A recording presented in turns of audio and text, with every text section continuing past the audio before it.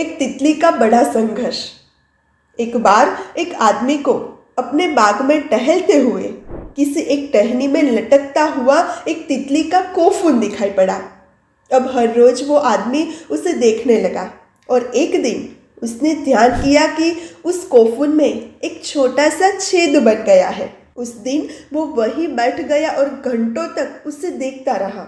उसने देखा कि तितली उस खोल से बाहर निकलने की बहुत कोशिश कर रही है, पर कुछ देर तक प्रयास करने के बाद भी वो उस छेद से नहीं निकल पाई और फिर वो बिल्कुल शांत हो गई, मानो उसने हार मान ली हो। इसलिए उस आदमी ने निश्चय किया कि वो उस तितली की मदद करेगा। उसने एक कैंची उठाई और कोफून को खोलकर इतना बड़ा कर दिया कि वो तितली आसानी से बाहर निकल सके। और यही हुआ, और तितली बिना किसी संघर्ष के आसानी से बाहर निकल आई और उसका शरीर सूजा हुआ था और पंख सूखे हुए थे। वो आदमी तितली को ये सोचकर देखता रहा कि वो किसी भी वक्त अपने पंख फैलाकर उड़ने लगेगी, पर ऐसा कुछ भी नहीं हुआ।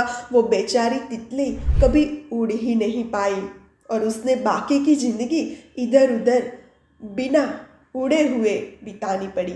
वो आदमी अपनी दया और जल्दबाजी में ये नहीं समझ पाया कि दरअसल कोफून से निकलने की प्रक्रिया को प्रकृति ने इतना कठिन इसलिए बनाया है ताकि ऐसा करने से तितली के शरीर में मौजूद तरल उसके पंखों में पहुंच सके और वो छेद से बाहर निकलते ही उड़ सके। वास्तव में कभी कभी हमारे जीवन में संघर्ष ही वो चीज होती है जिसकी हमें सचमुच आवश्यकता होती है। यदि हम बिना किसी स्ट्रगल के सब कुछ पाने लगे तो हम भी एक अपंग के समान हो जाएंगे। बिना परिश्रम और संघर्ष के हम कभी इतने मजबूत नहीं बन सकते जितना हमारी क्षमता है। नमस्कार, जय हिंद, जय भारत। नदी के दोनों ही किनारों पर गोलाकार, अंडाकार व बिना किसी निश्चित आकार के असंख्य पत्थरों का ढेर सा लगा हुआ था। इनमें से दो पत्थरों के बीच आपस में परिचय बढ़ने लगा। दोनों एक दूसरे से अपने मन की बातें कहने सुनने लगे। इनमें से एक पत्थर एकदम गोल मटोल व अत्यंत आकर्षक था, जबकि दूसरा पत्थर बिना किसी निश्चित आकार के खुरदरा व अनाकर्षक था। एक दिन खुरदरे पत्थर ने चिकने पत्थर से पूछा, हम दोनों ही दूर ऊंचे पर्वतों से बहकर आए हैं, फिर तुम इतने गोल मटोल व आकर्षक क्यों हो, जबकि मैं नहीं?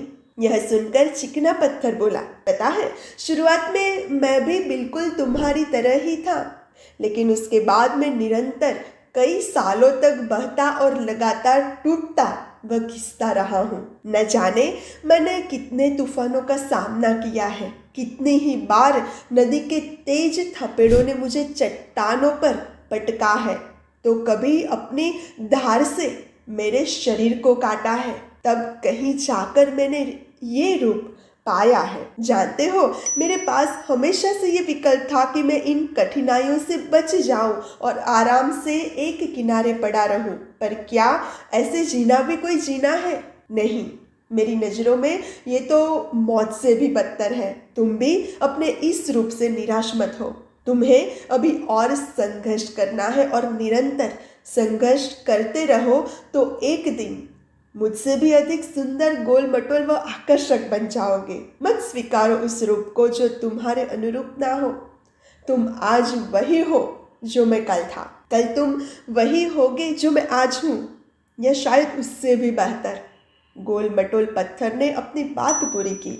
संघर्ष में इतनी ताकत होती है कि वो इंसान के जीवन को बदल कर रख देता है। आज आप चाहे कितने भी विषम परिस्थिति में क्यों न हो, संघर्ष करना मत छोड़िए, और जब आप ऐसा करोगे तो दुनिया की कोई ताकत नहीं है जो आपको सफल होने से रोक पाएगी।